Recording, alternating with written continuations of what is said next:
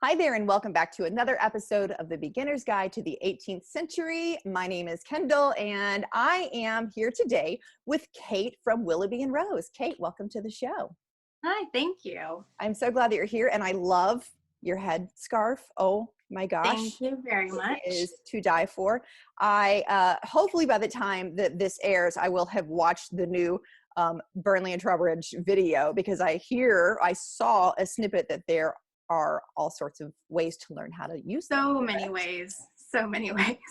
I really need to up my headscarf game. It's not something I've invested in, but it feels like that's what you should do during a pandemic, is work on. Absolutely. There's a lot of things you should do, and this is definitely one of them. All right. So you have a website and an Etsy shop, and you're a maker, and I don't even know all the things about you. So I'm looking forward to this opportunity to learn about what you do.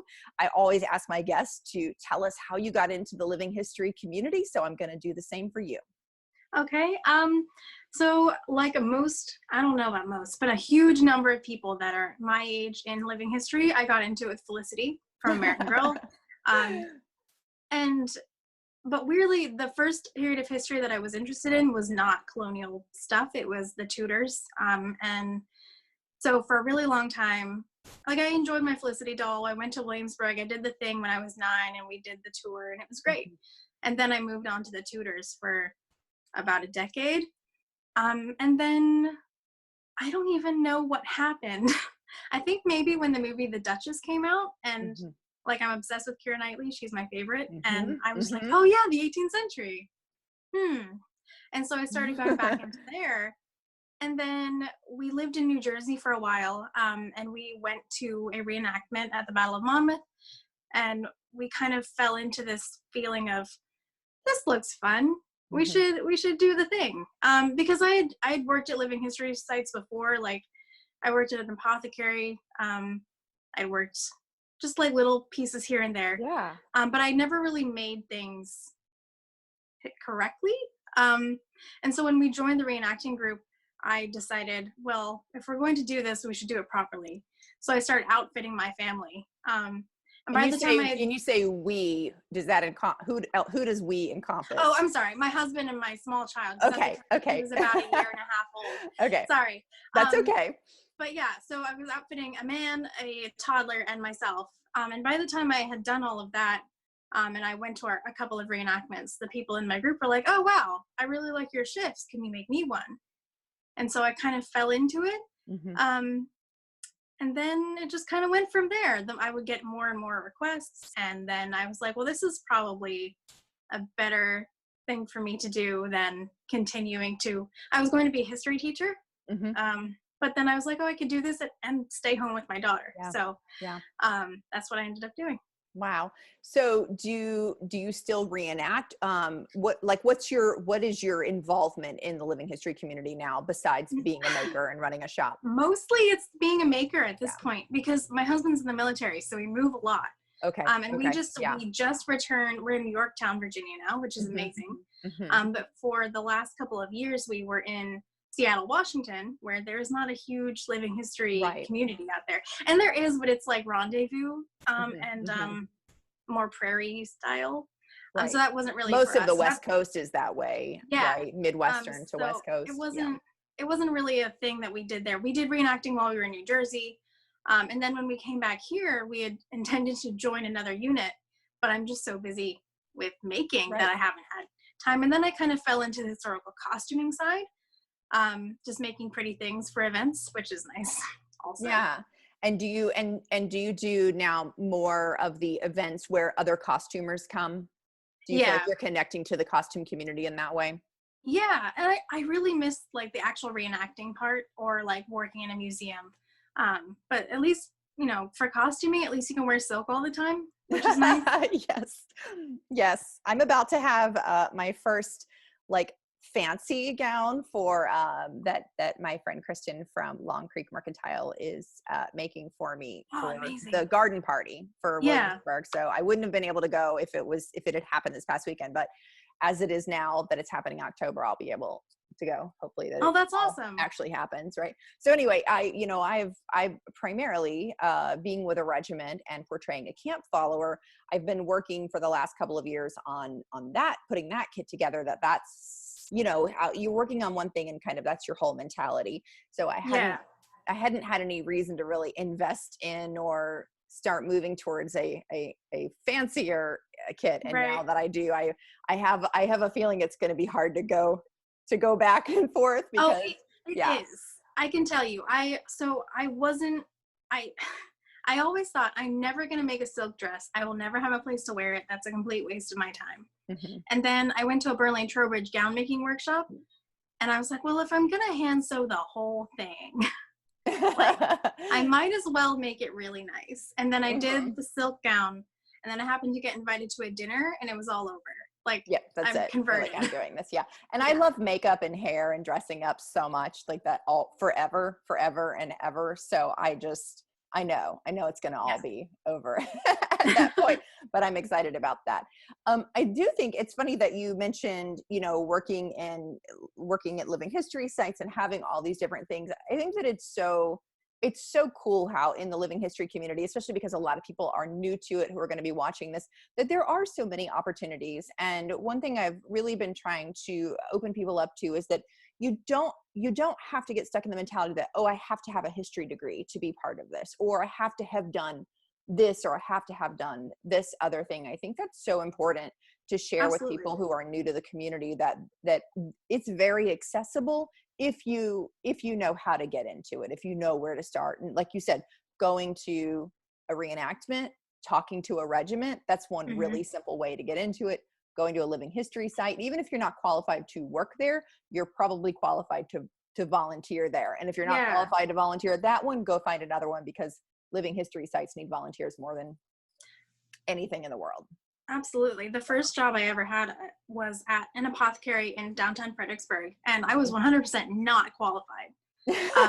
But they needed people, so I Right. learned it all really quickly, and it was one of the most fun jobs I've ever had.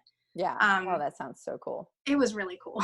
We Yeah. got to feed the leeches. It was fun. Oh my gosh, what an experience. Who gets to say that? So 18th Right? century. So with your shop, what sorts of things, you started out with shifts, what sorts of things are you making now? Mostly shifts still. I've had a bit of a linen shortage lately. My favorite is not being made anymore, which is, it's unfortunate, but it's given me the opportunity to do other things that I've been Mhm. planning on. So I really wanted to make more children's clothing, Mhm. which I'm doing a whole project with my daughter right now, recreating some Felicity clothes. No, fun. Fun. It's been fun. Yeah. So I'm doing more children's clothing things, developing kits and patterns, because Mhm. sometimes I don't have fabric for like kits or for Right. shifts, but I can do pocket hoops, for instance. Right, right, Um, right. and so I've got all of these things just swirling around in my brain. So I'm taking this linen problem, and using the time to do other stuff, which is nice. Right. And you also have a small child at home I during these do. times. How's that It's going? it's been something. So I'm an introvert, which is, this would be fine for me. I Right. don't mind not going out, but she isn't. She Yeah. is a social butterfly. She wants to be at school. She wants to go outside and play with her friends. Yeah. And I have to be that mean mom that's like, I'm sorry, we can go for a walk, but we can't like go have play dates right now. So that's been interesting. Also, a lot of people are working from home now. Right. And they're finding that challenging, but I'm finding it challenging because I normally work from home Mhm. while Mhm. she's at school. And so now Right. she's here in my workspace, and I'm like, I don't want to ignore her. So I'm working less, which is making Right. me Right. like the things back up a little bit more.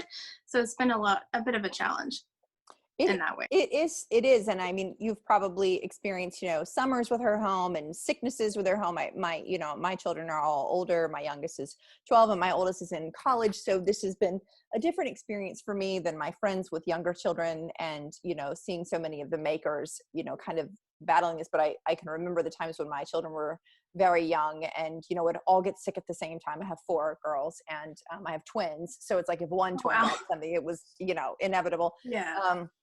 And I have so much empathy for you all right now, being on the other side of that. And I think at least back then, summer, I've worked from home for, gosh, 14 years, a long time.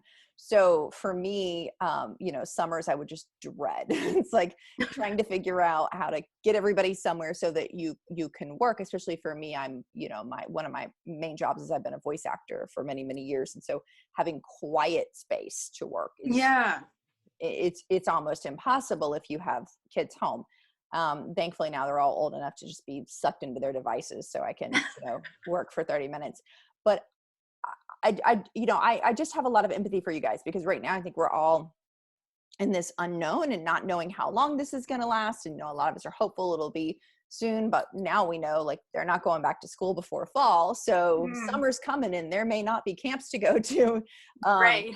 So I think that I bet that a lot of people who are watching can really relate to the situation that you're in, and probably now more than ever, people are wanting to purchase these things while they have this time and, need these items to start putting their kits together or changing things up. And then, all the makers are just like swamped and feeling overwhelmed and busy with kids. So. No, that's true. I've sold more kits in the last couple of months than I have ever. That's so great. I love that everyone's taking this time to create things, and I like that I can help them with that. And your daughter does some sewing with you, right? She's learning. She doesn't have a whole lot of patience for when things go wrong, and I get it. I understand. So she'll sew for maybe 15 minutes and then her thread will tangle and she'll throw it in a rage. And I'm just like, that's how it goes. Yes. You're learning at a young age. Yeah.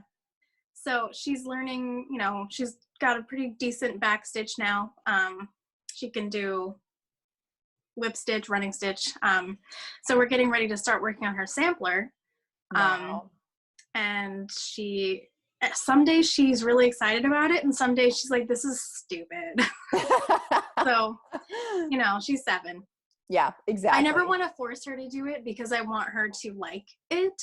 And if she ends up not wanting to sew, that's fine. But I also think it's a really important life skill. So yes, that's why we started in the first place. The exposure is so important. And my mom sewed my whole life. She made a lot of my clothes. But I don't know, it just wasn't, maybe I just wasn't interested in it. It wasn't something that she really put on me, or maybe something she didn't want to share. I don't know her reasons, but I know that it just wasn't something that I grew up knowing how to do. And I think part of it is that she did everything for me. So I didn't really have this kind of need to do it. And then since I've come into this community, I've just had some real ups and downs with my relationship to sewing, and I'm kind of starting over because I developed this really negative attitude about my abilities and just kind of shut it down. And through some really incredible members of the community that are very supportive, I've decided that, we can all do this, and it doesn't matter what our skill level is or how it ends up looking, that it's just about doing. So dropping perfectionism about it, and it's really changed my attitude about what I'm capable of doing. And I've actually found myself enjoying it, and after not picking anything up for like a year. That's awesome. So, yeah, I think that's what's important for beginners to understand too, is gosh, you follow these incredible costumers like yourself on Instagram, and you see this talent out there. I know when I first started, following everybody on Instagram, it was like, I'll never be able to do that kind of stuff. It's a lot. Yeah. It's a lot, and it's overwhelming, and you can get stuck at that gate of intimidation to keep yourself from, moving forward. But the thing is, I would say, you didn't start sewing yesterday. You didn't put together a gown yesterday. I would imagine it has taken you years and years to get to the point where you're making beautiful gowns and beautiful things that we're seeing on Instagram, right? 100%. And I'm so grateful that when I got into this, I didn't have Instagram, because if I had, I probably wouldn't have done it. But when we joined the reenacting group, I was like, okay, I'm going to make a shift. And if I can make it through that, I'll make a petticoat. If I can do that, I'll make stays. Because, that's the next logical step. Yeah. That was a terrible decision, by the way. But I did it. I made the shift. I made the petticoat. The shift has basically disintegrated at this point. I use parts of it for kitchen rags, but the petticoat I still wear all the time. That's so cool. And it's amazing how once you do a project, you've got it's going to be a struggle. Your first project, it's going to go terribly wrong, but then you're going to learn from that. And I really, even just going from one item from the shift to the petticoat, I improved so much. And then the more you do it, the easier it gets. Yeah. I love that advice. I think that's really, really great advice for someone who is just starting out. Do you have any other advice for people who are just coming into the living history community, or they're just kind of sitting out on the edge watching it, wishing they could be in? So I actually just had a talk with a bunch of other costumers yesterday, and most of them have been doing this since I was still in middle school. So I definitely understand where the people that are joining in now are coming from. I understand that it definitely feels like there's this wall. But honestly, people that are already in it are so happy to talk to you and like encourage, most people anyway, are happy to encourage new people, because if we don't, eventually we're all going to be in retirement homes, and then there's going to be no hobby. So I would say reach out is something. It's kind of hard to give beginner advice because I'm one of those kind of people that doesn't follow directions well. I just kind of have to do it. Like you were saying, your mom never really taught you the skill set, right? My mom didn't teach me anything. She taught me don't touch my sewing machine. So, that might have been what my mom taught me too. Yeah, like she's an amazing seamstress, but she didn't impart those skills, and that's kind of fine because I kind of like to wing it and figure it out. But so I would say reach out. Don't be afraid to reach out. I would also say don't be afraid to start, because there's a lot of things that you're going to feel like, oh, well, I don't have the skill set to do that. You might not, but if you do it, you're going to learn. And then maybe by the end of the project, and then you do another one, it's going to be great. So I would just say, try not to be afraid and just go for it. I love that. And hopefully, we have the virtual workshop weekend coming up with a lot of beginner opportunities there. And I'm hoping to continue to just build and build and build on this beginner's guide to the 18th century resource, because I think that it will hopefully take some of that trepidation out of just getting workshops are so great for this. And they're hard if you live far from, sites can have them, but if you don't live in Virginia or Maryland or any of these places where they're kind of regular and you can't really travel, this is the really great thing about virtual. And I hope that even when this pandemic stuff, that we've moved on from that, I'm just such a virtual lover that I'm excited that we've started this, and I hope that we continue it, and a lot of people continue to do that. So this is exciting stuff. Where can people find you? Say all the places that they can find you and get your stuff. I'm pretty easy. Pretty much everywhere I'm Willoughby Rose. So Instagram at Willoughby Rose. My website, willoughbyandrose.com. Facebook, it's like facebook.com/Willoughby Rose. Right. Okay. Very easy.